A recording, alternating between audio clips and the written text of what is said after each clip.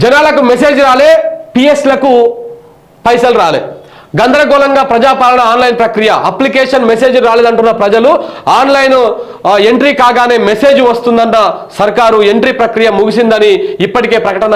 ఏ scheme ఎన్ని దరఖాస్తుల్లో కూడా వెల్లడి. ప్రజాపాలన నిధులపైన అనుమానాలు. విలేజ్ సెక్రటరీస్ పైనే డేటా ఎంట్రీ, పైసల భారం, సొంత డబ్బులతో ఆన్లైన్ ఎంట్రీ చేయించే తిప్పలు. ఇక చూడండి ఎట్లా ఉంది కథ అంటే, జనాలకు మెసేజ్ రాలి. ఈ మోతవారులు అంతా ఏం చెప్పిర్రు? ఈ పెద్ద పెద్ద మోతవారులు మంత్రులు ఏం చెప్పిర్రు? ఈ ఆన్లైన్ ప్రక్రియ, ఈ దరఖాస్తుల ప్రక్రియ ఎంట్రీ కాగానే మీకు మెసేజ్ వస్తుంది, అప్లికేషన్ నెంబర్ వస్తుంది.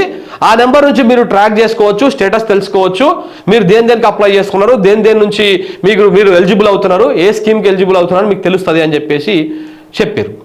ఆన్లైన్ ప్రక్రియ అయిపోయిందని ఇవే బాకా పత్రికలు, ఈ ఈనాడు, ఆంధ్రజ్యోతి, వెలుగు, ఈ పేపర్లు అన్నీ రాసినాయి వరుస పెట్టి. మరి ఎందుకు ఇంకా ఆన్లైన్ ప్రక్రియ అయిపోయినా మాకు మెసేజ్లు రాలేదని ప్రజలు అడుగుతూ ఉన్నారు.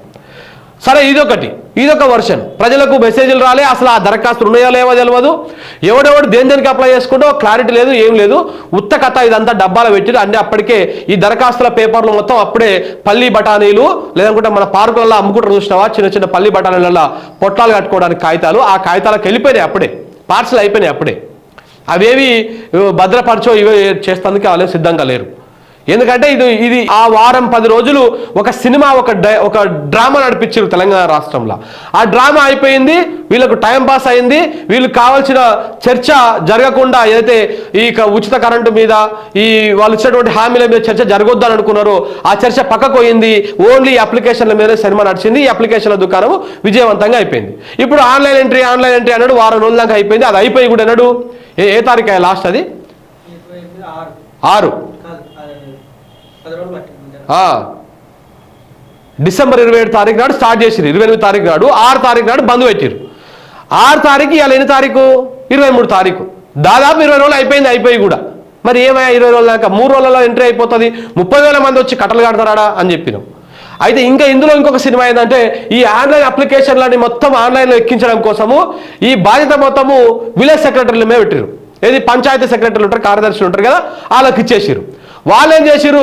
వాళ్ళు వేరే వాళ్ళకి ఇవ్వండి, మీరు దాన్ని ఎంట్రీ చేయాలన్నటువంటి బాధ్యత వాళ్ళకి ఇచ్చారు. పాపం వాళ్ళు వేరే వాళ్ళకి ఇచ్చేవాళ్ళు కొంతమంది వేరే వాళ్ళకి ఇచ్చారు. ఇక వేరే వాళ్ళకి ఏమి ఇస్తాంలే అని చెప్పేసుకునే వాళ్ళు వాళ్ళే కొట్టుకున్నారు. అది చాలా వరకు బయటకి ఇచ్చేసారు. బయటకి ఇచ్చేస్తే ఒక్కొక్క ఫామ్కు 15 రూపాయలు 16 రూపాయలు ఎట్లా ఏదో ఇచ్చుకున్నారంట. అట్లా ఆ పైసల భారం కూడా వాళ్ళ మీదే పడ్డది. మీరు పెట్టుకోరి, మీకు బిల్లులు పెట్టిన తర్వాత మేము ఇస్తామని చెప్పారంట. ఇప్పటిదాకా ఆ అప్లికేషన్ సంబంధించినటువంటి బిల్లులు కూడా లేదు, ఒక జీవో లేదు. ఇప్పటికి ఏంది, వాళ్ళకి జీతాలు చక్కగా పడతలేవు, ఏదో పడుతున్నాయని డంబాచారం చేసుకున్నారు, ఏం పడలేదు పూర్తి స్థాయిలో.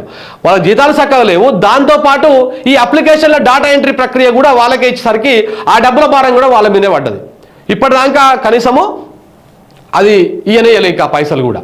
మరి ఎందుకు సార్ ఈ పైసలు ఇస్తలేవు అని చెప్పేసి ఎండిఓనో లేకపోతే వాళ్ళ పై అధికారులను అడిగితే వాళ్ళు ఏమంటారు, ముందు మీ ప్రక్రియ కంప్లీట్ చేయండి, మీ టార్గెట్ రీచ్ చేయండి, అది అయిపోయిన తర్వాత మీరు బిల్లు పెడితే వస్తుంది. అది వచ్చేటప్పటికి ఎప్పుడో లోపల వీడు చేతికెళ్ళి తీసుకొని పెట్టుకోవాలి. తెచ్చిన పైసలకు మిత్తిలకు కూడా సరిపోవు మళ్ళీ వచ్చేటివి.